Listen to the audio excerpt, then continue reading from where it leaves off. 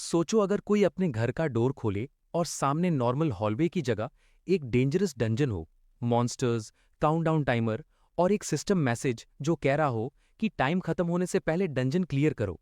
बाहर जाना खतरनाक था, लेकिन घर के अंदर रहना शायद उससे भी ज्यादा डेंजरस था। इसी मजबूरी में वो लड़का बार बार डंजन में घुसने लगा, सिर्फ सरवाइव करने की कोशिश करते करते धीरे धीरे वो एक नेक्रोमैंसर बन गया, जिसके पास स्केलेटन्स की अपनी आर्मी थी।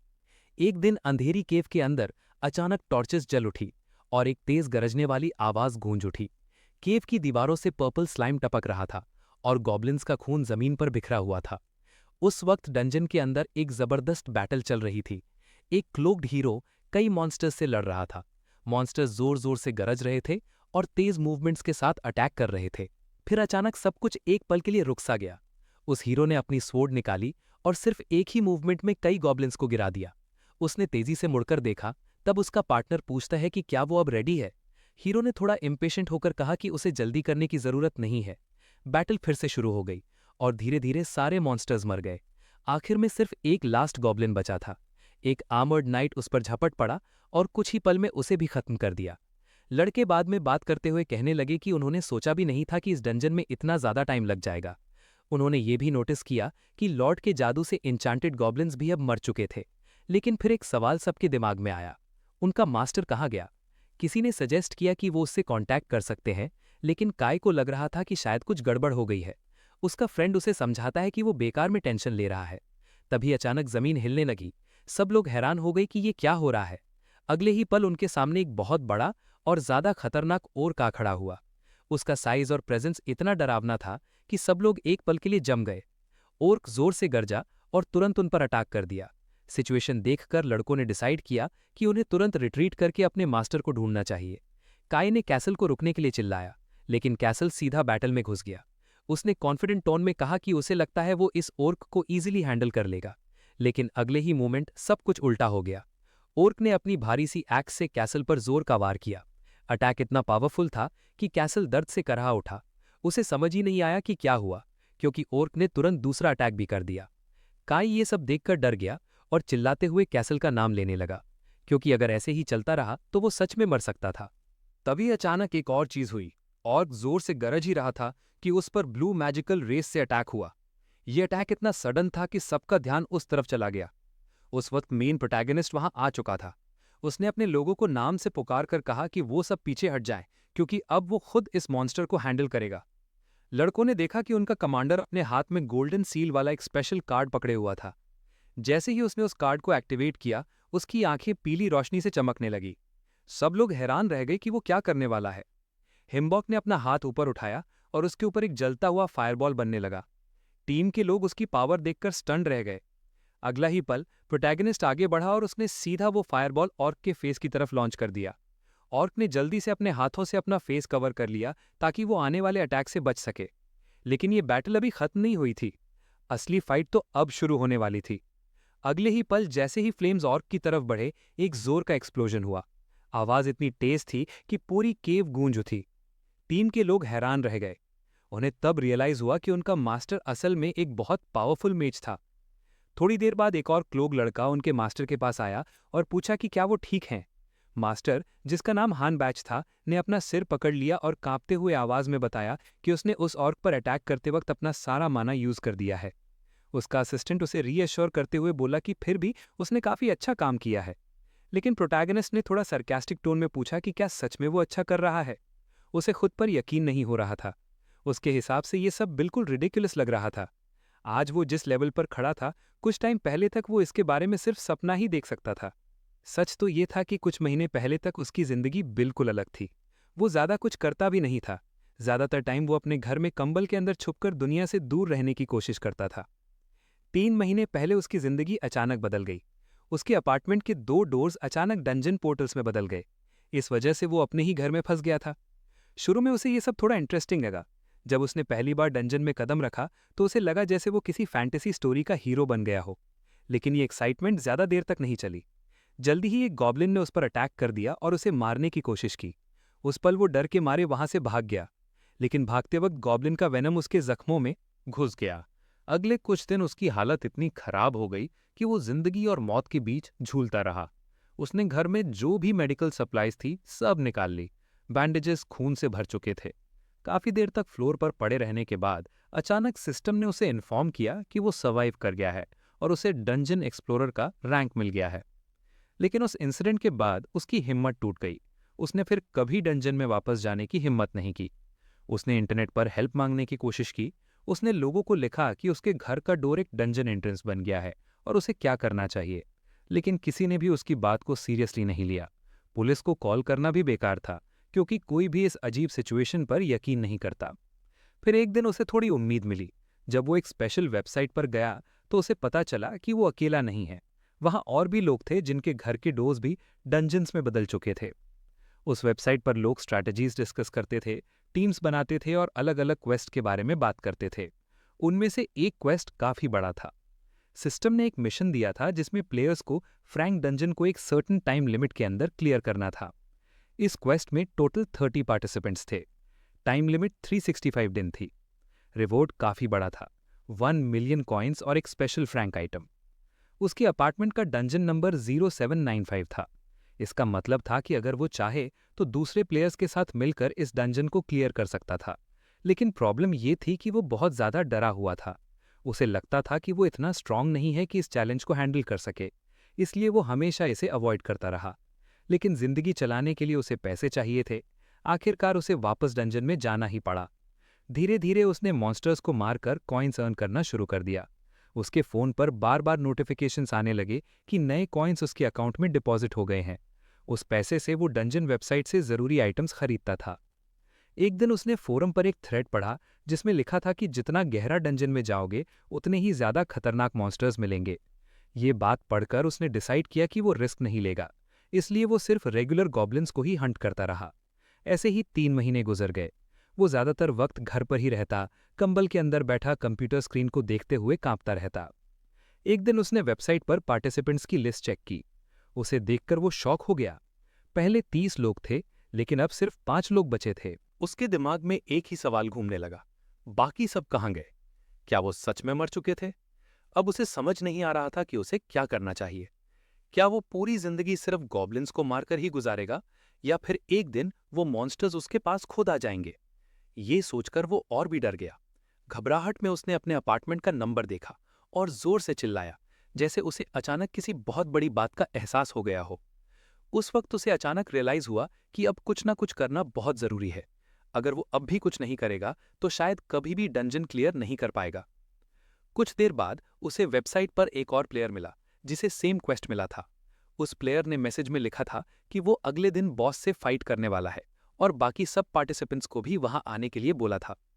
ये मैसेज देखकर हैनबॉक के चेहरे पर एक बड़ी सी स्माइल आ गई। उसने खुशी से अपने हाथ ऊपर उठा दिए और जोर से चिल्लाया कि शायद वो अब नहीं मरेगा। उसे लगा कि अभी भी कुछ लोग बचे हुए हैं जो फाइट कर सकते हैं। इसका मतलब था कि अभी भी होप बाकी है। लेकिन अगले दिन जब उसने वेबसाइट चेक की तो वो पूरी तरह शॉक में चला गया। उसने अपना सर पकड़ लिया, क्योंकि अब पार्टिसिपेंट्स की लिस्ट में सिर्फ एक ही इंसान बचा था। वो इतना डर गया कि उसकी सांसें तेज हो गईं। क्वेस्ट खत्म होने में अभी भी 274 दिन बाकी थे, लेकिन बाकी सब प्लेयर्स गायब हो चुके थे। डर के मारे वो जोर से चिल्लाने लगा। कुछ देर बाद वो फिर से डंजन के अंदर खुद को पाता है, जहां आसपास गॉब्लिन्स घूम रहे थे। इस बार वो चुपचाप उन्हें ऑब्जर्व करने लगा। फिर अचानक उसने अपना क्लब निकाला और अटैक कर दिया। गॉब्लिन्स जोर जोर से गरजने लगे, लेकिन इस बार उसके चेहरे पर डर नहीं बल्कि कॉन्फिडेंस था। वो एक एक करके गॉब्लिन्स के सर पर क्लब से वार करते हुए उन्हें गिराने लगा। अटैक इतना सडन था कि गॉब्लिन्स हर तरफ भाग गए। कुछ ही पल में जमीन पर कई गॉब्लिन्स गिर चुके थे। हिम्बैच ने आसपास देखा और समझा कि सिर्फ एक गॉब्लिन बाकी रह गया है। वो तुरंत उसकी तरफ झपटा और अपनी शील्ड से उससे जोर का धक्का दिया। एक गॉब्लिन बेहोश होकर जमीन पर गिर गया, जबकि दूसरा हैरानी से अपने सामने खड़े इंसान को देख रहा था। प्रोटैगनिस्ट ने गहरी सांस ली और अपने चेहरे का पसीना साफ किया। फिर उसने अपनी पॉकेट से बॉक्स कटर निकाला और अपनी उंगली को हल्का सा काट दिया। जब खून की बूंद निकलने लगी तो उसने चुपचाप सक्सेस के लिए दुआ की। फिर उसने अपनी उंगली से एक बूंद खून गॉब्लिन के बॉडी पर बने सील पर गिरा दी। अगले ही पल केव के अंदर तेज रोशनी फैल गई। हम्बॉक तुरंत समझ गया कि कुछ स्पेशल हो गया है। उसे महसूस हुआ कि उस और उस गॉब्लिन के बीच एक मैजिकल बॉन्ड बन गया है। लेकिन उसके साथ ही उसे बहुत चक्कर आने लगे। उसने अपना सर पकड़ लिया और सोचने लगा कि उसके साथ क्या हो रहा है। गॉब्लिन्स भी उसे अजीब नजरों से देख रहे थे, जैसे उन्हें समझ नहीं आ रहा हो कि अभी क्या हुआ। थोड़ी देर बाद वो अकेला रह गया। उसने खुद को संभालने की कोशिश की और तुरंत वेबसाइट पर जाकर सर्च करने लगा कि क्या किसी और के साथ भी ऐसा हुआ है, लेकिन उसे वहां कोई भी यूजफुल इंफॉर्मेशन नहीं मिली। डर के मारे उसने अपना सर पकड़ लिया और धीरे से बोला कि अब उसके पास कोई चॉइस नहीं बची। अगर वो डंजन को अकेला क्लियर नहीं कर पाया तो शायद वो हमेशा के लिए इसी सिचुएशन में फंस जाएगा। तभी अचानक उसके फोन पर एक नोटिफिकेशन आया। उसने पहले अपनी स्किल्स इवैल्यूएट करने का डिसाइड किया। जब उसने डिटेल्स चेक की तो उसे पता चला कि उसके स्टैट्स में माना और कंसंट्रेशन भी लिस्टेड है। इसका मतलब था कि वो असल में एक विजर्ड बन चुका है। वेबसाइट के स्पेशल ऐप की मदद से वो अपनी पूरी इंफॉर्मेशन देख सकता था। उसने नोटिस किया कि उसकी टीम वर्क और कंसंट्रेशन स्किल्स काफी डेवलप हो चुकी हैं। इन्हीं एबिलिटीज की वजह से वो गॉब्लिन्स को टेम और कंट्रोल करने में सक्सेसफुल हो गया था। शुरू में ये सिर्फ एक गॉब्लिन पर काम किया, फिर धीरे धीरे वो कुछ और गॉब्लिन्स को भी कंट्रोल करने लगा, लेकिन ज्यादा देर तक ये पॉसिबल नहीं था। जल्दी ही उसका माना पूरी तरह खत्म हो गया। थकान की वजह से उसके चेहरे पर पसीने की बूंदें बहने लगी। तभी अचानक उसके दिमाग में एक आइडिया आया। वो तुरंत खड़ा हो गया और केव के गहरे अंधेरे की तरफ देखने लगा, जैसे वो वापस अंदर जाने के बारे में सोच रहा हो। गॉब्लिन्स ने हैरानी से उसकी तरफ देखा। उसने उन्हें जोर से कमांड दिया कि जल्दी उसकी हेल्प करें। कुछ देर बाद हेमबॉक वापस अपने घर पहुंच गया। वो थोड़ी देर तक वहीं खड़ा रहकर अपनी सांसें नॉर्मल करने की कोशिश करता रहा। उसे एहसास हुआ कि वो अभी भी अपने अपार्टमेंट में ही है, लेकिन अगर वो इस डंजन को क्लियर नहीं कर पाया तो शायद कभी नॉर्मल लाइफ में वापस नहीं जा पाएगा। तभी उसकी नज़र विंडो के पास एक अजीब सी ग्लोइंग लाइट पर पड़ी। वेबसाइट पर पढ़ी हुई इंफॉर्मेशन याद करके उसे एक इंपॉर्टेंट बात समझ आई। मैजिकल स्किल्स बहुत रेयर होती हैं और डंजन वर्ल्ड में उनकी डिमांड सबसे ज्यादा होती है, और शायद उसके पास अब वही पावर आ चुकी थी। वेबसाइट पर ग्रुप रैंकिंग्स भी दिख रही थी, लेकिन हेमबाग के केस में एक ही प्रॉब्लम थी। उसके ग्रुप में अब सिर्फ वो अकेला ही बचा था। ये देखकर उसके दिल में एक तेज झटका सा लगा। डर और रिग्रेट के साथ उसने सोचा कि अगर उसने उस वक्त हिम्मत नहीं हारी होती तो शायद सब लोग मिलकर बॉस को डिफीट कर सकते थे। अगर उसने तब फाइट करने का डिसीजन लिया होता तो शायद सब कुछ अलग होता। ये सोचकर वो बिल्कुल टूट गया। वो जमीन पर गिर पड़ा और रोते हुए अपने फिस्ट से फ्लोर को मारने लगा। उसकी आंखों से आंसू रुक ही नहीं रहे थे। उसने दर्द भरी आवाज में सोचा कि अगर उसने उस वक्त डर कर पीछे नहीं हटा होता तो आज वो इतना अकेला महसूस नहीं करता। उसके आसपास खड़े गॉब्लिन्स ये सब देखकर कंफ्यूज हो गए। वो एक दूसरे की तरफ देखने लगे, जैसे उन्हें समझ ही नहीं आ रहा हो कि उनका मास्टर अचानक इतना इमोशनल क्यों हो गया है। तभी सिस्टम की आवाज फिर से सुनाई दी। सिस्टम ने अनाउंस किया कि डंजन प्लास 0795 के रेड में अब 272 दिन बाकी हैं। उसके बाद मिशन फेल हो जाएगा। समय धीरे धीरे बीतने लगा। 3 दिन बाद किम हिनबैक फिर से डंजन क्लियर करने की कोशिश कर रहा था। उस वक्त वो थकान की वजह से सो रहा था। अचानक वो फेस फर्स्ट जमीन पर गिर गया और कुछ पल तक बिल्कुल हिला भी नहीं। फिर अचानक वो झटके से उठकर घूम गया, जैसे उसे किसी चीज का एहसास हो गया हो। सिचुएशन समझते ही उसने तुरंत अपना क्लब पकड़ा और डोर के पास खड़ा हो गया। वो चुपचाप खड़ा रहकर बाहर की आवाजों को सुनने लगा। उसे लगा शायद उसने कुछ आवाज सुनी है, लेकिन वो श्योर नहीं था कि ये उसकी इमेजिनेशन है या सच। अचानक उसकी नजर और भी ज्यादा सस्पिशियस हो गई और वो पूरी तरह अलर्ट हो गया। धीरे से उसने डोर हैंडल पकड़ा और दरवाजा खोला। उसके पीछे खड़े गॉब्लिन्स भी टेंशन में थे। सब लोग एक साथ रिएक्ट करने ही वाले थे, लेकिन बाहर कोई मॉन्स्टर नहीं था। वहां सिर्फ एक छोटा सा बॉक्स पड़ा हुआ था। ये देखकर हिनबैक काफी सरप्राइज हो गया। वो धीरे धीरे उस बॉक्स के पास गया और उसे ध्यान से एग्जामिन करने लगा। तब उसे पता चला कि ये एक्चुअली एक पैकेज है। कुछ देर बाद उसे समझ आया कि ये पैकेज उसके लिए भेजा गया था। सीन थोड़ा शिफ्ट होता है। कहीं और एक ऑफिस में माइक नाम का आदमी चेयरमैन से पूछ रहा था कि क्या उन्होंने फिर से किसी को पैकेज भेजा है। चेयरमैन ने कामली जवाब दिया कि हाँ बिल्कुल। उनका कहना था कि वो फ्यूचर में इन्वेस्ट कर रहे हैं। उन्होंने एक्सप्लेन किया कि ज्यादातर लोग 1 साल के अंदर मर जाएंगे, लेकिन जो सर्वाइव करेंगे वो बहुत पावरफुल बन जाएंगे। माइक ने थोड़ा इरिटेटेड होकर कहा कि ये सब सिर्फ एक गेस है। इस पर चेयरमैन ने शांत रहकर कहा कि इसमें कोई बड़ी बात नहीं है, आखिर ये सिर्फ $3000 का खर्चा है। ये सुनकर माइक और भी गुस्सा हो गया। उसने कंप्लेन किया कि चेयरमैन पहले ही इस तरह $9 लाख खर्च कर चुके हैं। उसने पूछा कि उन्होंने कितने लोगों को ऐसे ही हेल्प किया है, क्योंकि ये बहुत बड़ा अमाउंट है। चेयरमैन रिचर्ड ने कामली जवाब दिया कि हाँ ये काफी पैसा है और माइक बिल्कुल सही कह रहा है, लेकिन उनका मानना था कि अपनी सेविंग्स को लोगों पर इन्वेस्ट करना सबसे अच्छा इन्वेस्टमेंट होता है। उन्होंने समझाया कि अगर किसी की लाइफ के सबसे डिफिकल्ट मोमेंट में उसकी हेल्प की जाए तो वो इंसान उस एहसान को कभी नहीं भूलता, और अगर सिर्फ 1% लोग भी सर्वाइव कर गए तो भी ये इन्वेस्टमेंट वर्थ है। माइक ने अपना सर पकड़ लिया और कहा कि वो थ्योरी समझता है, लेकिन वो खुद ऐसा रिस्क नहीं ले सकता। रिचर्ड ने मुस्कुराकर कहा कि बस इतना ही काफी है कि वो समझता है, बाकी वो खुद हैंडल कर लेंगे। माइक ने भी फाइनली हाँ में जवाब दिया। चेयरमैन ने मन ही मन सोचा कि देखते हैं आखिर इस सब का रिजल्ट क्या निकलता है। वापस हिंदबाग की तरफ उसने पैकेज को हाथ में उठाया और हैरानी से सोचा कि क्या ये सच में विजर्ड्स के चेयरमैन ने भेजा है। उसने मैसेज भी पढ़ा जो पैकेज के साथ आया था। जब हिंदबाग ने बॉक्स खोला तो अंदर 2 बुक्स रखी हुई थीं। उनमें से एक थ्योरी ऑफ डिसेप्शन पर बेस्ड थी। मैसेज में लिखा था कि चेयरमैन को लगता है कि हिंदबाग अभी एक बहुत टफ सिचुएशन में है, इसीलिए वो ये बुक्स भेज रहे हैं ताकि शायद ये उसकी हेल्प कर सकें। हिंदबाग ने ध्यान से बुक्स को एग्जामिन किया और देखकर शॉक हो गया। हर बुक की प्राइस 200,000 कॉइन्स थी। वो कंफ्यूज हो गया और सोचने लगा कि ये सब हो क्या रहा है। तभी सिस्टम ने उसे इन्फॉर्म किया कि जो माना थ्योरी उसने खरीदी थी वो एक्चुअली फेक थी। ये सुनकर वो और भी शॉक हो गया। उसके दिमाग में तुरंत एक सवाल आया, क्या सच में वो फेक थी? और अगर ऐसा है तो क्या और भी लोग इसी तरह स्कैम हो चुके हैं? हिंदबाग को पहले लगा था कि शायद वो बुक भी फेक होगी, लेकिन जब उसने उसे हाथ में उठाया तो बुक अचानक ब्राइट मैजिकल लाइट से ग्लो करने लगी। ये देखकर वो बिल्कुल स्टन्ड रह गया।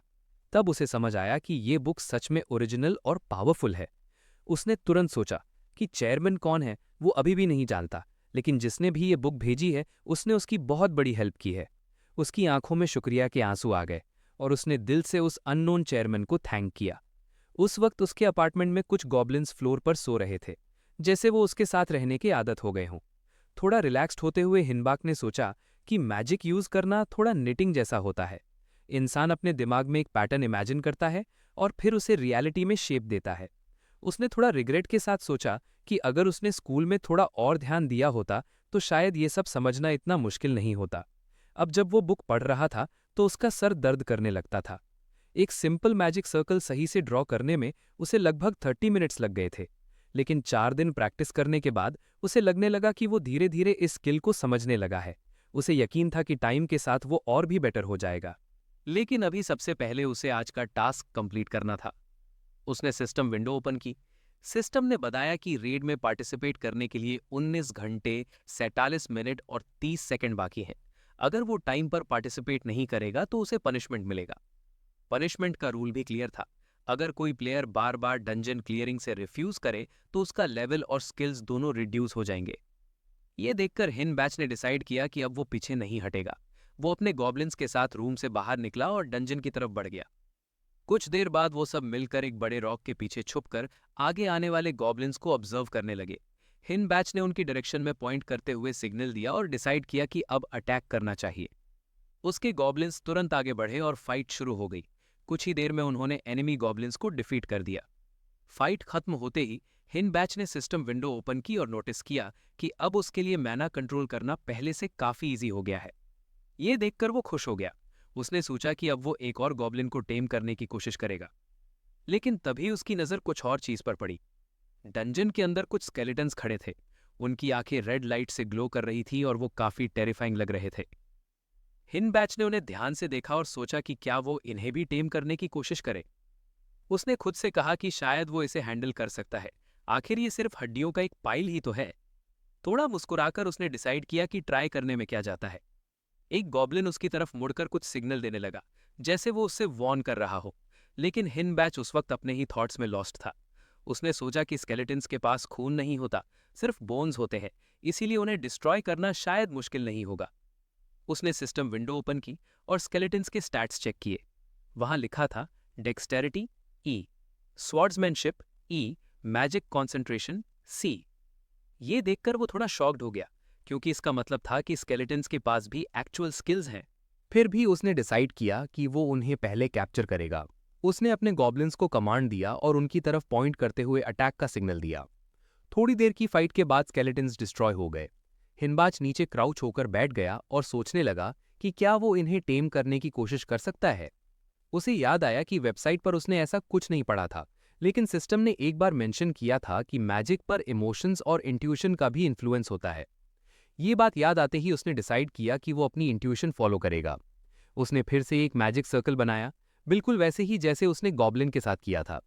उसने स्केलेटन के हेड पर सील पैटर्न प्लेस किया और अपना माना उस क्रीचर की तरफ डायरेक्ट करने लगा।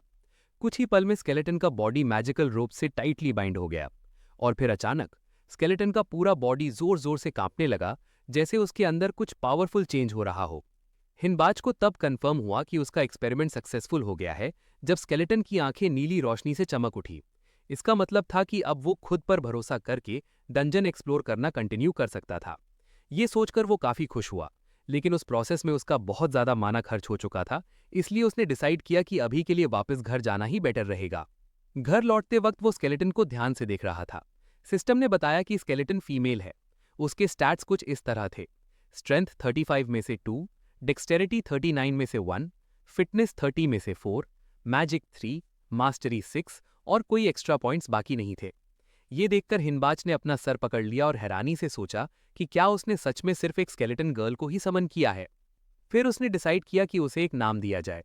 थोड़ी देर सोचने के बाद उसने उसका नाम क्रिस्टीना रख दिया। जैसे ही नाम दिया गया, स्केलेटन की आंखें फिर से तेज नीली रोशनी से चमक उठी। उसी वक्त सिस्टम ने एक मैसेज दिखाया जिसमें बताया गया कि क्वेस्ट फेल होने में अभी भी 268 दिन बाकी हैं। इसका मतलब था कि हिनबाज को डंजन एक्सप्लोर करते हुए 7 दिन हो चुके थे। थकान की वजह से हिनबाज सीधा बेड पर गिर गया और गहरी नींद में सो गया। उसके पास ही क्रिस्टीना चुपचाप बैठी उसे सोते हुए देख रही थी। तभी अचानक उसके दिमाग में कुछ पुरानी यादें फ्लैश होने लगी। उसे याद आया कि कभी वो एक इंसान थी, वो अपने दोस्तों के साथ मिलकर डंजन की रक्षा कर रही थी। लेकिन फिर एक भयानक पल आया जब सब कुछ तबाह हो गया और सबका अंत हो गया। उसके बाद वो खुद एक स्केलेटन बन गई। अपनी हड्डी जैसे हाथों को देखकर वो खुद भी हैरान रह गई। सुबह जब हीबैक की आंख खुली तो उसने देखा कि क्रिस्टीना जमीन पर बैठी हुई है, एक ब्लैंकेट में लिपटी हुई और हल्का सा मुस्कुरा रही है। ये देखकर वो काफी कंफ्यूज हो गया। उसने याद किया कि कल ही उसने स्केलेटन को टेम किया था।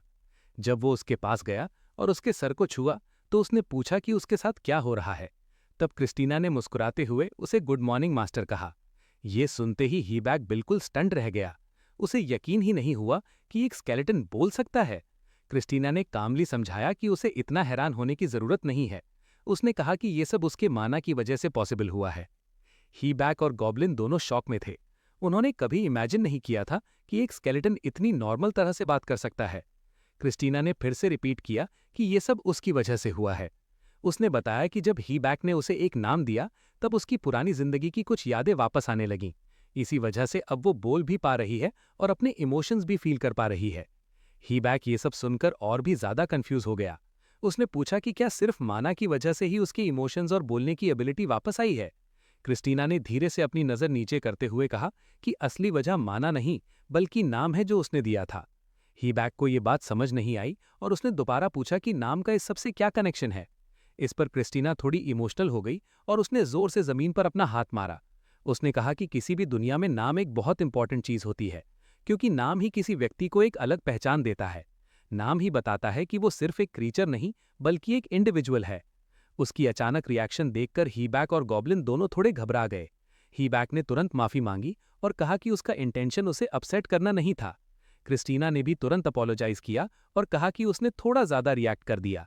उसने समझाया कि नेमलेस क्रीचर्स के लिए नाम बहुत इंपॉर्टेंट होता है। हीबैक ने क्यूरियस होकर पूछा कि नेमलेस क्रीचर्स का क्या मतलब है। क्रिस्टीना ने अपनी उंगली उठाकर समझाया कि जो लोग अपनी आइडेंटिटी और सोल खो देते हैं वो आखिर में डंजन का हिस्सा बन जाते हैं। उसने कहा कि उसके साथ भी कुछ ऐसा ही हुआ था। हिम्बाक ने कहा कि अब उसे थोड़ा समझ आ रहा है, लेकिन उसने फिर पूछा कि क्या क्रिस्टीना को याद है कि उसके साथ एग्जैक्टली क्या हुआ था। क्रिस्टीना ने धीरे से जवाब दिया कि उसकी मेमोरी अभी पूरी तरह वापस नहीं आई है, लेकिन एक चीज उसे बिल्कुल क्लियरली याद है। उसने कहा कि उस वक्त वहां कुछ बहुत ही टेरिफाइंग हुआ था, समथिंग ट्रूली हॉरिफाइंग। क्रिस्टीना ने धीरे धीरे अपनी बात कंटिन्यू की। उसने बताया कि उसे एक लाल आंखों वाला मॉन्स्टर याद आ रहा था, एक ऐसा डरावना क्रीचर जिसे देखकर कोई भी कांप उठता। उसकी याद इतनी भयानक थी कि वो खुद भी डर से कांप रही थी। ये सुनकर हिम्बाक बिल्कुल स्टंड हो गया। उसने महसूस किया कि उसके हाथ भी कांप रहे हैं। उसके दिमाग में एक ही सवाल घूम रहा था, क्या वो सच में क्रिस्टीना के इमोशंस फील कर पा रहा था। उसने खुद से सोचा कि अगर वो मॉन्स्टर इतना टेरिफाइंग था तो क्या वो कभी उसे हरा भी पाएगा। क्रिस्टीना की हालत देखकर हिम्बाक और गॉब्लिन दोनों उसके पास आ गए और उसे काम करने की कोशिश करने लगे, लेकिन हिम्बाक के अंदर फ्रस्ट्रेशन बढ़ने लगा। उसने गुस्से में कहा कि ये सब बहुत ही टेरेबल सिचुएशन थी। उसे समझ नहीं आ रहा था कि अब क्या करे। अगर आगे चलकर उसे इतने डेंजरस मॉन्स्टर्स से लड़ना पड़ेगा और शायद अपनी सोल भी खो देनी पड़े, तो फिर वो ये सब क्यों कर रहा है। तभी क्रिस्टीना ने अचानक उसकी तरफ मुड़कर उसका हाथ पकड़ लिया। उसने हिम्मत के साथ कहा कि वो अपने मास्टर को मरने नहीं देगी, इसलिए उसे इतनी चिंता करने की जरूरत नहीं है। हिम्बाक ने उसका नाम लेकर उसे बुलाया और उस मोमेंट पर गॉब्लिन की रिएक्शन देखकर वो थोड़ा हैरान रह गया। गॉब्लिन खुशी से रिएक्ट कर रहा था, जैसे उन्हें एक नई उम्मीद मिल गई हो। हिम्बाक कुछ पल के लिए चुप रह गया और फिर उन दोनों का शुक्रिया अदा किया। थोड़ी देर बाद उसने क्रिस्टीना से पूछा कि क्या उसे अपने पास्ट के बारे में और कुछ याद है। उसने कहा कि छोटी से छोटी इन्फॉर्मेशन भी हेल्पफुल हो सकती है। क्रिस्टीना ने आसपास देखा और थोड़ा सोचने की कोशिश की, लेकिन उसे कुछ भी क्लियरली याद नहीं आया। अचानक वो अजीब अजीब मूवमेंट्स करने लगी। ये देखकर हिम्बाक थोड़ा घबरा गया। तब क्रिस्टीना ने उसे रीअश्योर किया और कहा कि उसे डरने की जरूरत नहीं है। उसने समझाया कि बोलते रहने के लिए उसे अपने माना को स्टेबल रखना पड़ता है। हिम्बाक ने तुरंत समझा और पूछा कि क्या इसका मतलब है कि अभी उसके पास इनफ माना नहीं है। क्रिस्टीना ने हल्का सा मुस्कुराते हुए हाँ में इशारा किया। हिम्बाक ने उससे माफी मांगी और कहा कि शायद उसे तब तक वेट करना पड़ेगा जब तक उसका माना रिकवर ना हो जाए। लेकिन फिर उसने सोचा कि अभी के लिए वो क्या करे। तभी उसकी नज़र एक अजीब सीन पर पड़ी और उसकी आंखें शॉक से खुल गई। स्केलेटन क्रिस्टीना हेडफोन्स पहनकर इंटरनेट ब्राउज कर रही थी। ये देखकर हीबैच बिल्कुल कंफ्यूज हो गया। उसने तुरंत सिस्टम विंडो खोलकर क्रिस्टीना के स्टैट्स चेक किए। उसने नोटिस किया कि वहां कहीं भी स्पीच एबिलिटी का मेंशन नहीं था, लेकिन उसके कुछ और स्टैट्स पहले से बेटर हो गए थे। सबसे सरप्राइजिंग बात यह थी कि एक नया टैलेंट भी अपीयर हो गया था। उस टैलेंट का नाम था सील मैजिक। हीबैच ने सोचा कि अगर क्रिस्टीना इस टाइप की मैजिक जानती है तो शायद उसे उससे कुछ लेसन्स लेने चाहिए। अगर दोनों अपनी मैजिक स्किल्स डेवलप कर लेते हैं तो फ्यूचर में वो खुद डायरेक्टली फाइट करने के बजाय स्केलेटन आर्मी को फाइट करने भेज सकते हैं। इसी बीच क्रिस्टीना भी बिजी थी। वो इंटरनेट से नए वर्ड्स और वर्ब्स सीखने की कोशिश कर रही थी ताकि अपनी नॉलेज इंप्रूव कर सके। ये सब देखकर हीबैच को लगा कि ये सिचुएशन एक्चुअली उनके लिए काफी बेनिफिशियल हो सकती है। उसने तुरंत एक प्लान बनाया। उसने सोचा कि क्रिस्टीना के ट्रेनिंग के लिए उसे एक कंप्यूटर खरीदना पड़ेगा। क्रिस्टीना इतनी इन्फॉर्मेशन देखकर थोड़ी कंफ्यूज हो गई और अपना सर पकड़कर बैठ गई। कुछ देर बाद सिस्टम ने एक और नोटिफिकेशन दिया। उसमें बताया गया कि क्वेस्ट फेल होने में अब 267 दिन बाकी हैं और हीबैच को डंजन एक्सप्लोर करते हुए 8 दिन हो चुके हैं। थोड़ी देर बाद हीबैच ने क्रिस्टीना की तरफ मुड़कर कहा कि उसे उसकी मदद चाहिए। क्रिस्टीना ने कामली पूछा कि एग्जैक्टली क्या हुआ है। हीबैच ने उससे दोबारा कंफर्म करना चाहा और पूछा कि क्या वो अपनी पिछली जिंदगी में एक सॉर्सरेस थी। क्रिस्टीना ने सीधा जवाब दिया कि हाँ, ये बात सच है। ये सुनते ही हीबैच ने तुरंत अनाउंस किया कि वो उससे मैजिक सीखना चाहता है। क्रिस्टीना ने बिना झिझक के कहा कि उसे कोई प्रॉब्लम नहीं है, बल्कि वो खुशी खुशी उसे मैजिक सिखाएगी। उसके बाद क्रिस्टीना ने पेपर पर स्पेशल डायग्राम्स और सिंबल्स ड्रॉ करने शुरू किए। ये बेसिकली मैजिक के सर्कल्स और पैटर्न्स थे। हीबैच ने क्यूरियस होकर पूछा कि क्या मैजिक यूज करने के लिए हमेशा ऐसे डायग्राम्स ड्रॉ करना जरूरी होता है। क्रिस्टीना ने एक्सप्लेन किया कि ये सिचुएशन पर डिपेंड करता है। कुछ केसेस में जरूरी होता है और कुछ में नहीं। उसकी एक्सप्लेनेशंस की वजह से हीबैक को मैजिक बुक का कंटेंट पहले से काफी आसान लगने लगा। उसने बताया कि लास्ट टाइम उसने बुक के मैजिक सर्कल्स की कॉपीज बनाकर प्रैक्टिस की थी और वो मेथड काम भी कर गया था। ये सुनकर क्रिस्टीना काफी सरप्राइज्ड हो गई। उसने हैरानी से पूछा कि क्या उसने सच में मैजिक सर्कल्स की कॉपीज बना ली थीं। हिम्बैक ने कॉन्फिडेंटली जवाब दिया कि हाँ, उसने एग्जैक्टली वही किया था। क्रिस्टीना फिर उसे डिटेल में समझाने लगी कि मैजिक सर्कल्स को सही तरीके से कैसे यूज किया जाता है। फिर क्रिस्टीना ने उससे प्रैक्टिस करने को कहा। हीबैक ने पेपर पर एक मैजिक सर्कल ड्रॉ करना शुरू किया। क्रिस्टीना ध्यान से देख रही थी। थोड़ी देर बाद उसने नोटिस किया कि उस ड्राइंग में एक छोटी सी मिस्टेक थी और उसने तुरंत हीबैक को पॉइंट आउट कर दिया। फिर भी वो इम्प्रेस्ड थी। सिर्फ एक वीक में हीबैक ने काफी कुछ सीख लिया था। हीबैक का प्लान था कि जितने हो सके उतने मैजिक सर्कल्स पहले से प्रिपेयर कर ले और फिर उन्हें यूज करके डंजन में एक्सप्लोर करे। लेकिन उसे याद था कि क्वेस्ट फेल होने पर पनिशमेंट भी मिल सकता है, इसलिए उसे जल्दी करनी थी। उसने थोड़ा सार्कास्टिकली सोचा कि इस दुनिया का गॉड काफी लीनियंट है। उसने उसे हेल में भेजने के बाद भी सरवाइव करने का एक चांस दे दिया था। ये सोचकर हीबैक हल्का सा हंस पड़ा। उसे रियलाइज हुआ कि अब वो डंजन से पहले जितना नहीं डर रहा था। फिर उसने गॉब्लिन्स की तरफ देखा और पूछा कि क्या वो लोग फिर से फाइट करने के लिए रेडी हैं। क्रिस्टीना ने कामली बताया कि इस बार स्ट्रैटेजी थोड़ी अलग होगी। उसने सजेस्ट किया कि इस बार हीबैक को जितने हो सके उतने क्रीचर्स को टेम करने की कोशिश करनी चाहिए। हीबैक को अभी भी डाउट था कि क्या वो इतना सब कर पाएगा, लेकिन फिर भी उसने डिसाइड किया कि एक बार ट्राई जरूर करेगा। क्रिस्टीना ने थोड़ी देर बाद कहा कि अभी के लिए ट्रेनिंग काफी है। हिम्बक ने पूछा कि अब अगला स्टेप क्या होगा। क्रिस्टीना ने जवाब दिया कि पहले उन्हें एक इम्पॉर्टेंट चीज चेक करनी होगी। हिम्बक ने क्यूरियस होकर पूछा कि वो क्या है। तब क्रिस्टीना एक गॉब्लिन के पास चली गई और उसने कहा कि ये बात एक्चुअली उसके खुद से रिलेटेड है। उसने हिम्बक को याद दिलाया कि डंजन से वापस आते वक्त उन्होंने अपना शेयर्ड माना कलेक्ट किया था। हिम्बक ने तुरंत कहा कि हाँ, उसे वो सब क्लियरली याद है। क्रिस्टीना ने फिर बताया कि उस प्रोसेस के बाद भी उसका माना बिल्कुल चेंज नहीं हुआ था, चाहे उन्होंने कितनी भी कोशिश क्यों ना की हो।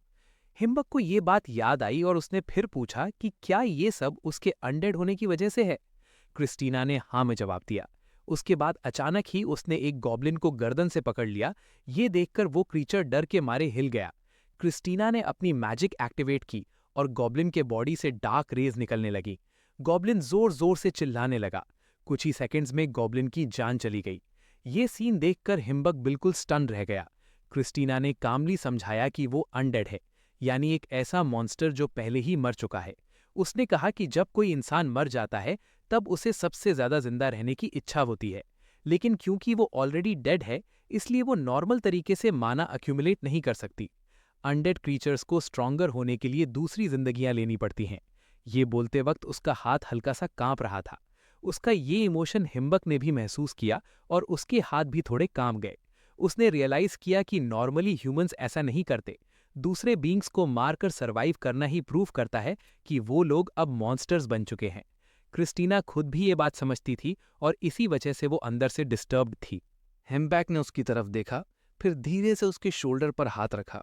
उसने कामली पूछा कि क्या उसने पहले कहा था कि वो अपने मास्टर के लिए कुछ भी करेगी। क्रिस्टीना ने सीधा जवाब दिया कि हाँ, वो अपने मास्टर के लिए सब कुछ करेगी।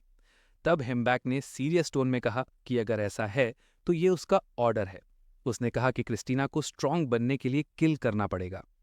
क्रिस्टीना ने हैरानी से उसकी तरफ देखा और पूछा कि क्या वो सच में ये कह रहा है। हिम्बैक ने कामली जवाब दिया कि अगर वो स्ट्रांग नहीं बनी तो वो कभी उसकी प्रोटेक्शन नहीं कर पाएगी। स्ट्रांग बनने के लिए उसे किल्स करनी ही होंगी, और अगर उसे गिल्ट फील हो तो वो पूरा ब्लेम हिम्बैक पर डाल सकती है क्योंकि ये डिसीजन उसका ऑर्डर था।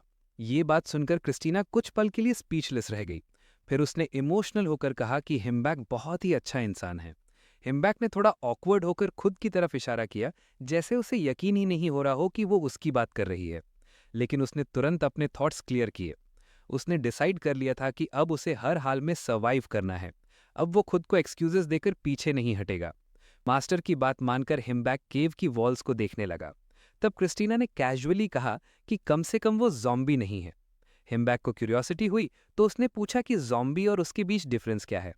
क्रिस्टीना ने एक्सप्लेन किया कि ज़ॉम्बीज असल में लिविंग लोगों के ज़्यादा करीब होते हैं, लेकिन उन्हें स्ट्रांग बनने के लिए डेड बॉडीज को अपने दांतों से खाना पड़ता है। ये बात सुन के हिम्बैक काफ़ी शॉक और डर गया।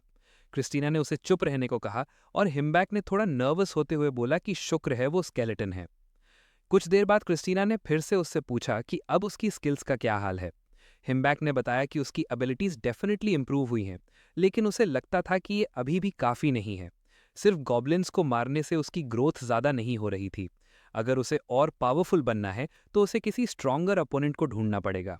जैसे ही वो बात कर रहा था, क्रिस्टीना अचानक से फ्रीज हो गई और डोर की तरफ देखने लगी। हिम्बैक ने तुरंत पूछा कि क्या हुआ।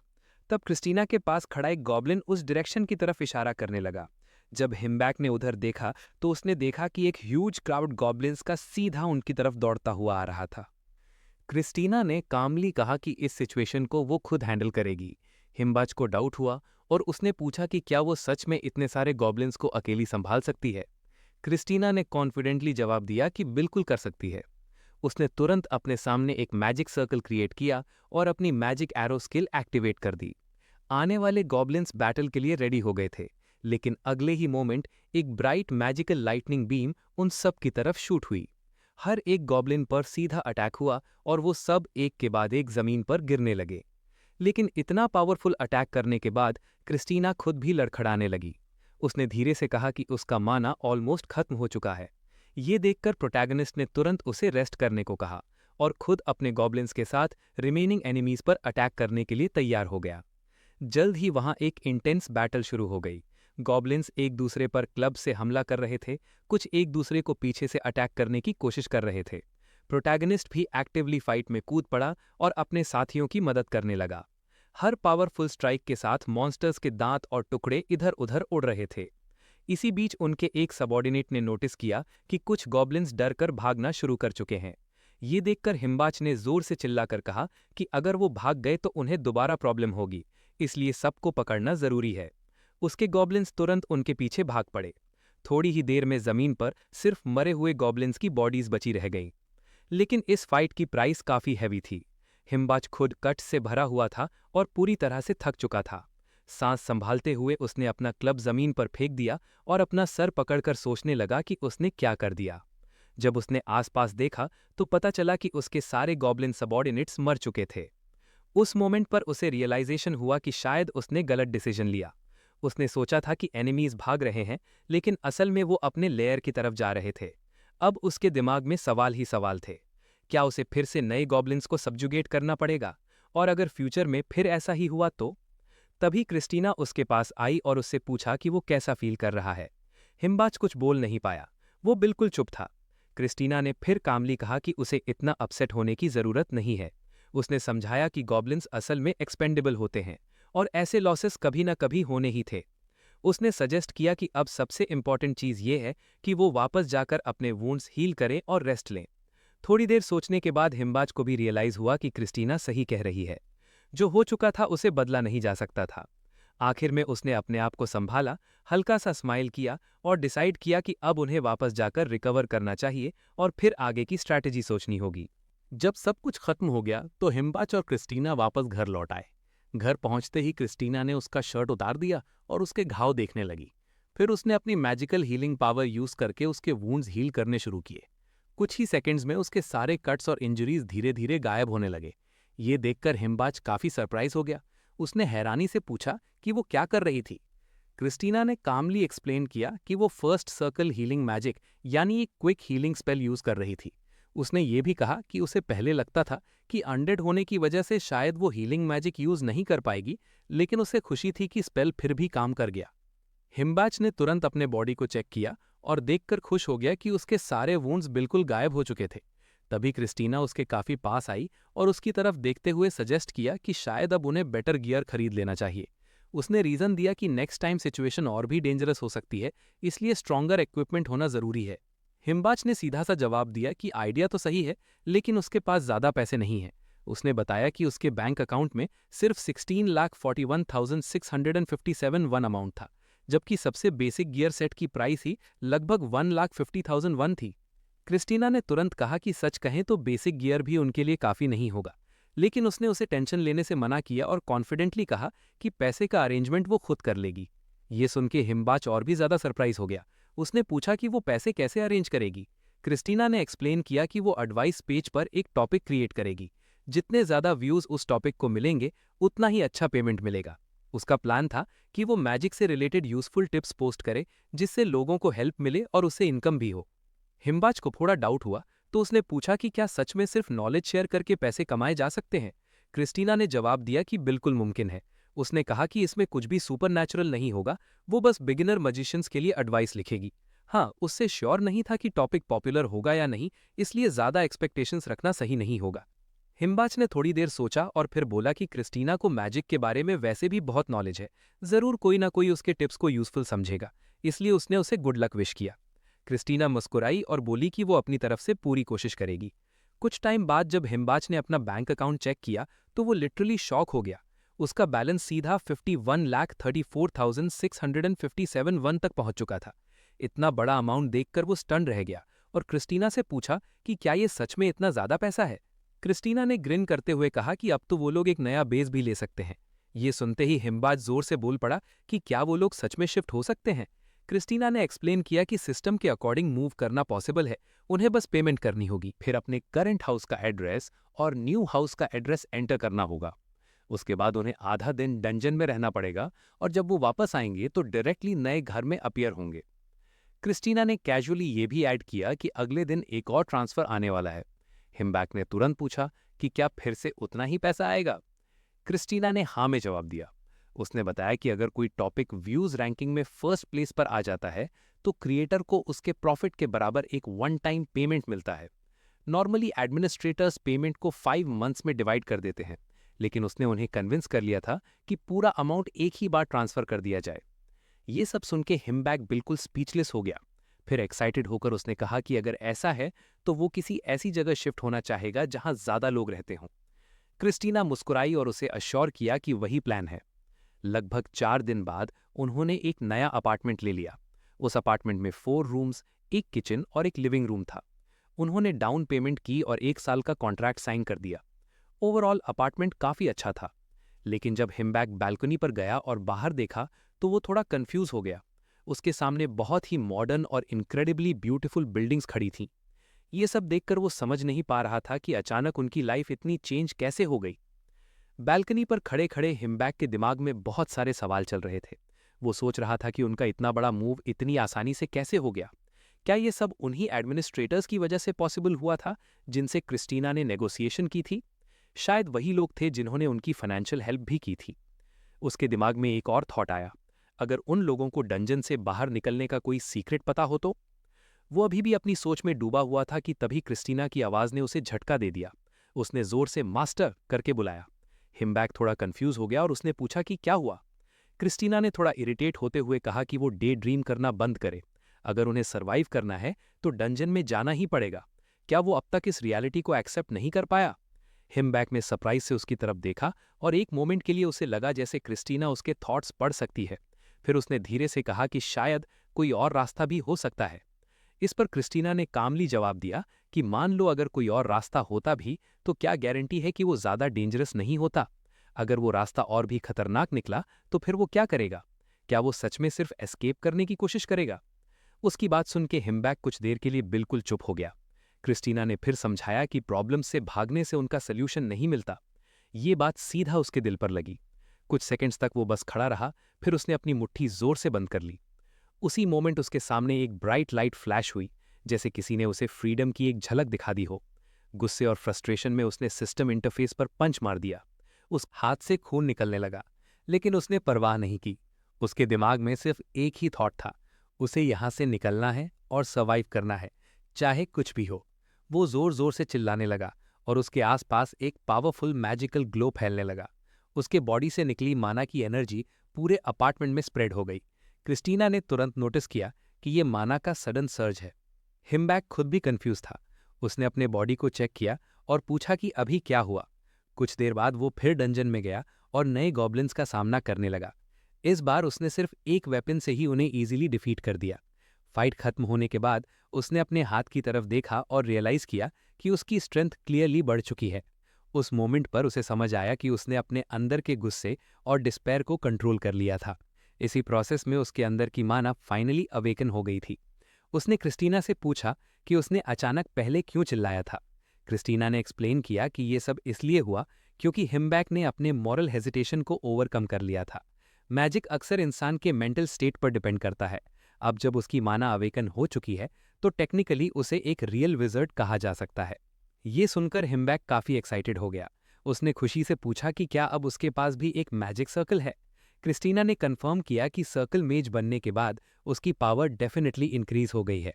हिमबैक ने थोड़ा स्टाइल से अपने बाल ठीक किए और मुस्कुराते हुए जोकिंग टोन में कहा कि शायद ये सब उनके नए इक्विपमेंट की वजह से हुआ है।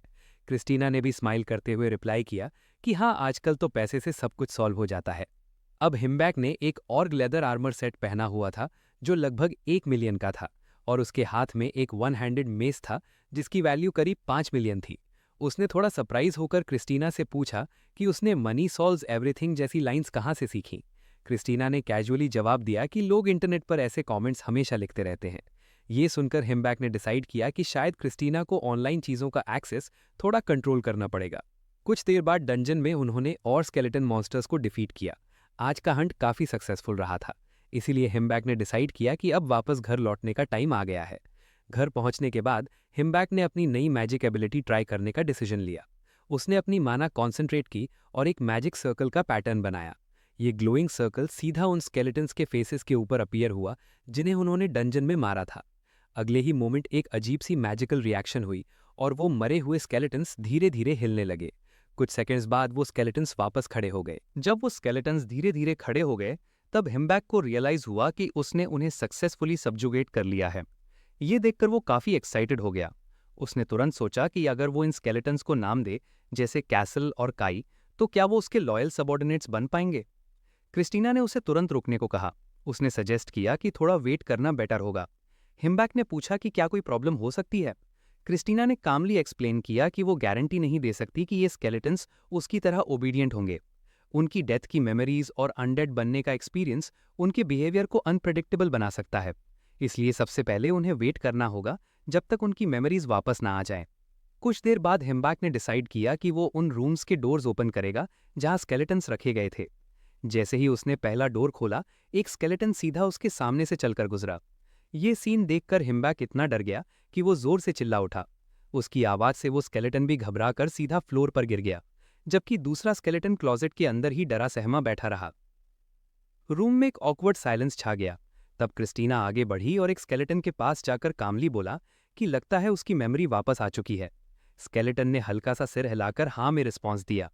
हिम्बैक ने यह देखकर रिमार्क किया कि लगता है वो लोग उनकी बात समझ रहे हैं, लेकिन फिर उसने पूछा कि क्या वो बोल भी सकते हैं। क्रिस्टीना ने एक्सप्लेन किया कि स्केलेटन्स के पास वोकल कॉर्ड्स नहीं होते, इसलिए वो नॉर्मली बोल नहीं सकते। उसने ऐड किया कि उसका केस थोड़ा अलग है, इसलिए वो बोल पाती है। उसके बाद क्रिस्टीना ने उन स्केलेटन्स को कॉन्ग्रेचुलेट किया और कहा कि उन्हें लाइफ का सेकंड चांस मिला है। दोनों स्केलेटन्स ने एक दूसरे की तरफ देखा और हल्की सी स्माइल दिखाई। क्रिस्टीना ने उन्हें समझाया कि भले ही उनकी पुरानी मेमोरीज खो गई थीं, लेकिन उनके मास्टर की पावर की वजह से उन्हें अपनी पास्ट लाइफ की कुछ यादें वापस मिल गई हैं। फिर उसने हिम्बैक की तरफ इशारा करते हुए कहा कि वही उनका सेवियर है। ये सुनते ही सारे स्केलेटन्स उसकी तरफ ऐसे देखने लगे जैसे वो कोई देवता हो। हिम्बैक थोड़ा कंफ्यूज हो गया और उसने क्रिस्टीना से पूछा कि क्या सब सच में काम कर गया। क्रिस्टीना ने सिचुएशन को एक्सप्लेन किया। उसने कहा कि उनका मास्टर अब खतरे में है, और सिर्फ वही नहीं बल्कि उनकी पूरी वर्ल्ड भी डेंजर में हो सकती है। इसलिए उन स्केलेटन्स को अपने मास्टर की हेल्प करनी होगी ताकि वो सरवाइव कर सकें। उन्हें वो काम करना होगा जो शायद वो अपनी पास्ट लाइफ में नहीं कर पाए थे। उसने स्केलेटन से कहा कि अगर वो सच में ग्रेटफुल हैं तो उन्हें अपने मास्टर के लिए लॉयल्टी की ओथ लेनी होगी। उन्हें प्रॉमिस करना होगा कि ज़रूरत पड़ने पर वो अपनी जान तक दे देंगे। क्रिस्टीना ने यह भी कहा कि वो खुद भी ऐसा ही करेगी। फिर उसने उनका शुक्रिया अदा किया कि उन्होंने मैजिक की वजह से दोबारा जीने का मौका पाया, और उसने ऑफिशियली अपने मास्टर के लिए लॉयल्टी प्लेज कर दी। जैसे ही उसने ओथ ली, एक मैजिकल बॉन्ड उनके बीच फॉर्म हो गया। उसके बाद क्रिस्टीना ने दूसरे स्केलेटन्स की तरफ देखा और कहा कि अब उन्हें भी वही ओथ लेना होगा। उसने क्लियरली वार्न किया कि अगर वो मना करते हैं तो वो वहीं पर मर जाएंगे। ये सुन के स्केलेटन्स थोड़े शॉक में आ गए। एक स्केलेटन ने थोड़ी देर के लिए नजर हटा ली, जैसे वो सोच रहा हो, लेकिन आखिर में दोनों ने एग्री कर लिया। हिम्बैक ये सब देखकर बिल्कुल स्टन रह गया। स्केलेटन्स ने उसकी तरफ देखते हुए ग्रैटिट्यूड एक्सप्रेस किया और कहा कि वो दिल से उसका शुक्रिया करते हैं क्योंकि उसने उन्हें दोबारा जीने का चांस दिया। अब वो अपना रिवेंज भी ले सकते हैं और अपने गोल्स भी कंप्लीट कर सकते हैं। इसके साथ ही उन्होंने अपने मास्टर के लिए लॉयल्टी प्लेज कर दी। उस मोमेंट पर एक और मैजिकल बॉन्ड क्रिएट हुआ और सबको रियलाइज हुआ कि अब वो एक टीम बन चुके हैं। हिम्बैक अब ऑफिशियली काई और कैसल पर रिलाई कर सकता था। सच कहें तो उन स्केलेटन्स के पास ज्यादा चॉइस भी नहीं थी, लेकिन अब वो उसके सबॉर्डिनेट्स बन चुके थे। तभी काई ने रिस्पेक्ट के साथ कहा कि मास्टर और लवली लेडी को उनका ख्याल रखना चाहिए। क्रिस्टीना ने तुरंत एक्सप्लेन किया कि अब जब उन सबके बीच मैजिकल बॉन्ड बन चुका है तो वो बिना माना यूज किए एक दूसरे से कम्युनिकेट कर सकते हैं। हिम्बैक ने यह सुन के कहा कि ये तो काफी यूजफुल एबिलिटी है। फिर उसने क्यूरियोसिटी से स्केलेटन्स की तरफ देखा और पूछा कि वो लोग किस बात का रिवेंज लेना चाहते हैं। उसके हिसाब से उनका पास जान लेना बेटर होता ताकि वो सिचुएशन को प्रॉपरली समझ सकें। जैसे ही उसने ये सवाल पूछा, कैसल धीरे से आगे बढ़ने लगा। कैसल ने थोड़ी देर सोचने के बाद बताया कि उसे बस इतना याद है कि उसे रिवेंज लेना है, लेकिन उसे ये याद नहीं था कि किससे और क्यों। फिर भी उसका मानना था कि आई फॉर एन आई वाला रूल फॉलो होना चाहिए, इसलिए एक दिन वो जरूर उस इंसान को ढूंढ लेगा जिसने उसे मारा था। उसके बाद काई ने अपनी स्टोरी शेयर की। उसने बताया कि उसके फैमिली के पास एक बहुत इंपॉर्टेंट फैमिली एयरलूम था। एक दिन उसका बड़ा भाई उस आइटम को डंजन से वापस लाने गया था, लेकिन उसके बाद उनका कॉन्टैक्ट कंप्लीटली लॉस्ट हो गया। ना उसका भाई वापस आया और ना ही वो एयरलूम मिला। इसी वजह से काई का गोल था कि वो उस आइटम को ढूंढे और अपनी फैमिली का ऑनर प्रोटेक्ट करे। तब क्रिस्टीना भी कॉन्वर्जेशन में शामिल हुई। उसने बताया कि अपनी पास्ट लाइफ में भी वो एक सॉर्सरेस थी। तब भी उसका सिर्फ एक ही गोल था, मैजिक को स्टडी करना और अपनी पावर को और स्ट्रांग बनाना। ये सब सुन के हिम्बैक थोड़ी देर के लिए सोच में पड़ गया। फिर उसने अपना नाम इंट्रोड्यूस किया और ऑनेस्टली बताया कि उसका गोल बाकी सबसे काफी सिंपल है, सर्वाइव करना। उसने एक्सप्लेन किया कि वो एक बार डेथ के बिल्कुल करीब पहुंच चुका था और वो दोबारा कभी उस डर और पेन को फील नहीं करना चाहता। इसलिए उसने उन सबसे रिक्वेस्ट की कि वो उसकी हेल्प करे ताकि वो जिंदा रह सके। ये बोलते वक्त उसने अपने सीने पर हाथ रखा। स्केलेटन्स ने एक दूसरे की तरफ देखा और फिर लाउडली कहा कि उन्हें उसकी ऑनेस्टी पसंद आई। उन्होंने कहा कि कोई भी मरना नहीं चाहता, इसलिए वो अपने मास्टर की हेल्प जरूर करेंगे।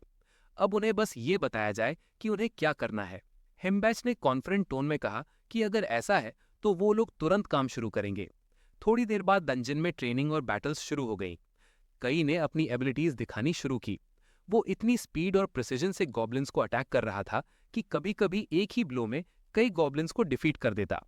उसके तुरंत बाद कैसल भी फाइट में कूद पड़ा और कई से बोला कि थोड़ा पीछे हट जाए। उसने क्लेम किया कि वो भी उतनी ही स्पीड से उतने मॉन्स्टर्स डिस्ट्रॉय कर सकता है। कई ने उसे वार्न किया कि इतना रेकलेस होना डेंजरस हो सकता है। दूर से देखते हुए हिम्बैच ने कमेंट किया कि दोनों का परफॉर्मेंस काफी इंप्रेसिव लग रहा है। क्रिस्टीना ने भी नोटिस किया कि इन दोनों के आने से हिम्बैच को ट्रेनिंग के लिए ज्यादा टाइम मिल रहा था। उनकी टीम डंजन में पहले से काफी फास्टर प्रोग्रेस कर रही थी। सब लोग फुल एंथुजियाज्म के साथ फाइट करते रहे। कुछ ही टाइम में वो डंजन के काफी अंदर तक पहुंच गए। हिम्बैच को खुद भी एक्सपेक्ट नहीं था कि वो लोग इतनी जल्दी बॉस एरिया तक पहुंच जाएंगे। थोड़ी देर बाद वो लोग मेन गेट के बिल्कुल पास खड़े थे। हिम्बैच ने वेबसाइट पर पढ़ी हुई इन्फॉर्मेशन याद की और बताया कि बॉस रूम में एक मेन गॉब्लिन बॉस और लगभग 20 छोटे गॉब्लिन्स होने चाहिए। कैसल ने कॉन्फिडेंटली कहा कि ये उनके लिए इजी होगा और वो कुछ ही मिनट्स में सब हैंडल कर सकते हैं। लेकिन कई ने तुरंत उससे रोका और कहा कि बॉस मॉन्स्टर्स नॉर्मल गॉब्लिन से ज्यादा इंटेलिजेंट होते हैं। ऊपर से इंटरनेट पर लिखी हुई इन्फॉर्मेशन हमेशा एक्यूरेट नहीं होती। क्रिस्टीना ने भी अग्री किया और सजेस्ट किया कि बिना प्रिपरेशन के अंदर जाना रिस्की होगा। अगर हिम्बैच फिर भी अभी फाइट शुरू करना चाहता है तो वो रेडी है, लेकिन बेटर होगा कि पहले प्लान बना लिया जाए। हिम्बैच ने थोड़ा सोचने के बाद डिसाइड किया कि अभी वापस जाकर प्रिपेयर करना ही सही रहेगा। इसलिए टीम टेम्पररीली डंजन से रिटर्न हो गई। कुछ टाइम बाद सब लोग अपार्टमेंट में इकट्ठा हुए। हिम्बैच ने क्रिस्टीना से पूछा कि क्या वो उनके स्टैट्स चेक कर रही है। क्रिस्टीना ने कंफर्म किया कि सबके स्टैट्स क्लियरली इंप्रूव हो रहे हैं। उसने बताया कि एक्सपीरियंस के साथ साथ हिम्बैच भी स्टडीली स्ट्रॉन्गर हो रहा है और ये वर्ल्ड का ग्रोथ सिस्टम काफी अमेजिंग है। उस मोमेंट पर हिम्बैक ने काई और कैसल की तरफ मुड़कर पूछा कि वो लोग असल में कितने स्ट्रांग हो चुके हैं। दोनों स्केलेटन्स ने रिक्वेस्ट की कि उनके स्टैट्स भी चेक कर लिए जाएं। हिम्बैक ने अग्री कर लिया और उनका स्टेटस स्क्रीन ओपन किया। सबसे पहले कैसल का स्टेटस सामने आया। उसका लेवल 6 आउट ऑफ 109 था। उसकी फेंसिंग और डिफेंस स्किल लेवल सी पर थी, hand to hand combat level D पर। उसकी स्ट्रेंथ 18, डेक्सटेरिटी 15, फिटनेस 24, मैजिक 15 और मास्टरी 21 थी। साथ ही उसके पास अभी भी 5 अनस्पेंट पॉइंट्स बचे हुए थे। कैसल के पास 5 रिमेनिंग पॉइंट्स थे। और उसके बाद हिम्बैक ने काय के स्टैट्स चेक किए। काय भी लेवल 6 पर था। उसकी स्वॉर्ड्समैनशिप सी प्लस लेवल पर थी, लीडरशिप बी लेवल और मैजिक ई लेवल पर। उसकी स्ट्रेंथ 16, डेक्सटेरिटी 20, फिटनेस 21 और मास्टरी 27 थी। उसके पास भी 5 रिमेनिंग पॉइंट्स बचे हुए थे। ये देखकर हिम्बैक को रियलाइज हुआ कि ये अभी भी काफी नहीं है। अगर उसे अपनी टीम और सब कुछ प्रोटेक्ट करना है तो उसे और स्ट्रांग बनना ही पड़ेगा। तब काय ने कामली सजेस्ट किया कि उन्हें फ्यूचर फाइट्स के लिए थोड़ा केयरफुल रहना चाहिए। उसने कैजुअली ये भी मेंशन किया कि शायद उन्हें कुछ इंपॉर्टेंट चीजें खरीदनी पड़ेंगी। क्रिस्टीना ने तुरंत बोला कि उन्हें मैजिक क्रिस्टल पाउडर लेना होगा। ये सुनते ही हिम्बैक ऑलमोस्ट शॉक हो गया। उसने लाउडली रिएक्ट किया कि ये चीज बहुत महंगी होती है। सिर्फ 10 ग्राम्स का प्राइस ही लगभग 1 मिलियन होता है। क्रिस्टीना ने बिल्कुल नॉर्मल टोन में कहा कि उसे 1 किलोग्राम चाहिए। फिर उसने ऐड किया कि अभी उस पे 50% डिस्काउंट चल रहा है, इसीलिए प्राइस उतना ज्यादा नहीं लगेगा। हिम्बैक वह तुरंत कंप्लेन किया कि उसके पास इतने पैसे नहीं हैं। क्रिस्टीना ने कामली रिप्लाई दिया कि वेबसाइट पर ऑप्शन दिया गया है जहां वो इंस्टॉलमेंट्स में पेमेंट कर सकते हैं। हिम्बैक ने फिर डाउटफुल टोन में पूछा कि क्या उसे सच में इतना पाउडर चाहिए। क्रिस्टीना ने सीरियस एक्सप्रेशन के साथ कंफर्म किया कि हाँ, ये उसके काम के लिए बहुत जरूरी है। आखिर में हिम्बक ने हैवी साई के साथ कहा कि अगर ये इतना इंपॉर्टेंट है तो वो परचेज कर लेंगे। उसकी आवाज से क्लियरली पता चल रहा था कि वो थोड़ा अपसेट है। कुछ ही देर बाद क्रिस्टीना के हाथ में एक नया पैकेज था। वो विजिबली एक्साइटेड थी। उसने बताया कि वो इस मटेरियल से कुछ क्राफ्ट करने वाली है और जब तक वो काम कर रही है तब तक टीम को उसके देना ही डंजन जाना पड़ेगा।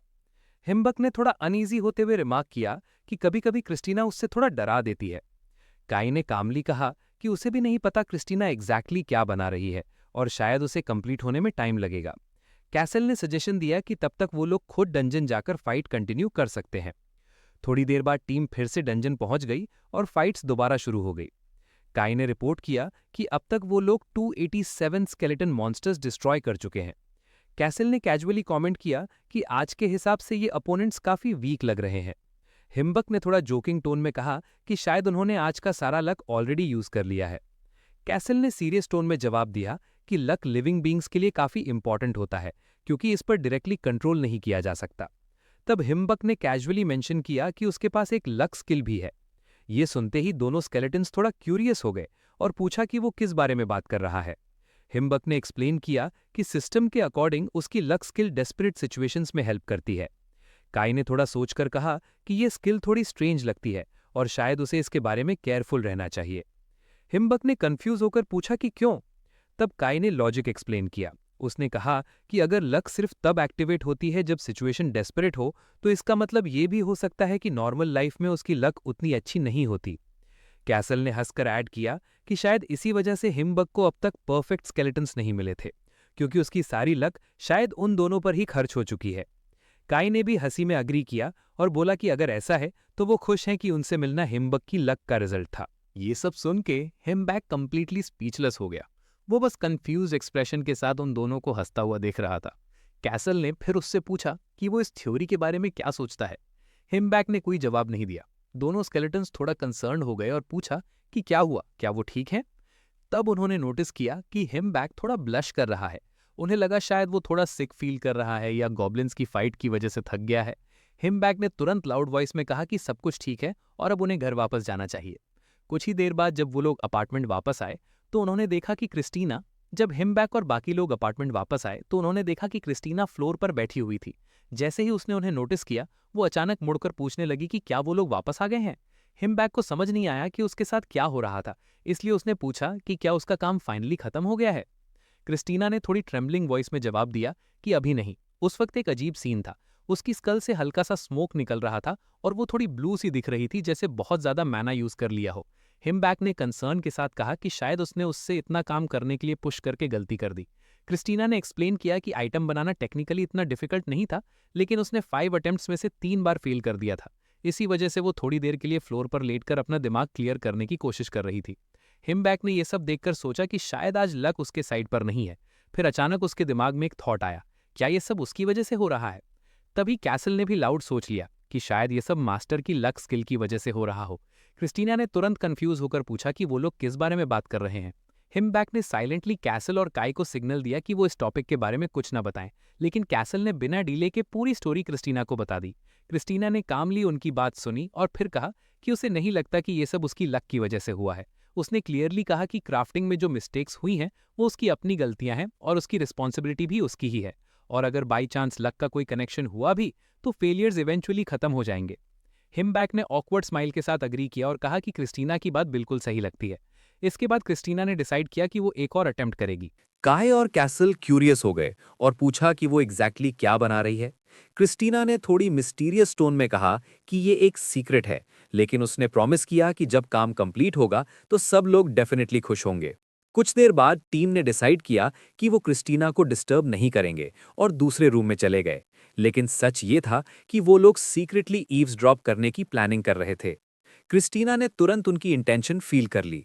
उसने थोड़ा अनॉयड टोन में कहा कि वो लोग काफी चीकी हो रहे हैं। अगर उन्हें इतनी क्यूरियोसिटी है तो वो डंजन जाकर ट्रेनिंग कर सकते हैं, या फिर क्या वो लोग यहीं खड़े रहकर उसकी बातें सुनने वाले हैं। ये सुनते ही हिम्बैक, काय और कैसल सब शॉक हो गए। उन्हें रियलाइज हुआ कि क्रिस्टीना ने उनकी हर बात समझ ली थी। तीनों ने तुरंत अपॉलॉजी दे दी और कहा कि वो बस थोड़ा क्यूरियस हो गए थे। उन सब पर क्रिस्टीना की ऑरा का प्रेशर इतना स्ट्रांग था कि वो लोग सच में थोड़ा डर गए। थोड़ी देर बाद एटमॉस्फेयर काम हो गया।